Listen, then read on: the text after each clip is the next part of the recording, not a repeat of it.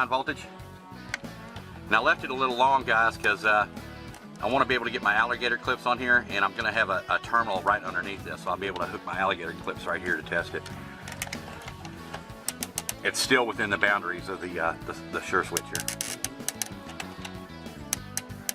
Okay, we're going to take our white wire coming from our disconnect box here, our hot wire, and we're going to hook it to L1.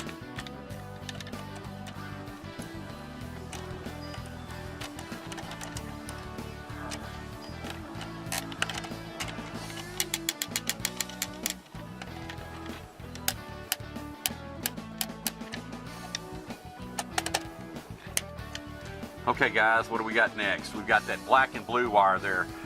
They're actually calling it the center bar there, like a shorting bar. I believe it's one of the terminologies they have on there. So I cut the end of it off, and I'm going to use the barrel that's still on it to get a really good tight fit here.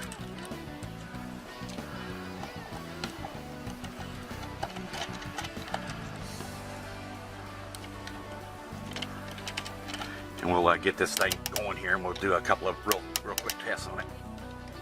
I gotta get the coolant back on in the house.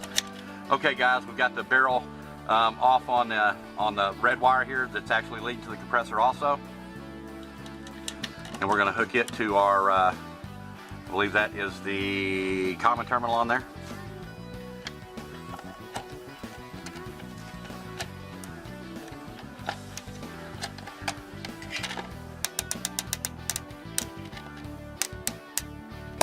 Okay, we got my ground hooked up. And the line, which we have already hooked up out here for us, is what's feeding from the house. That's giving us our 220 volts. Our load is what is feeding. All right, y'all, we got the panel up and we're hooking up our 30 now. We got her in the opposition. Of course, we ain't got the hot run to her yet. So let me get this tightened up, and we're gonna do our number 6 wire for the 60 here in just 1 second.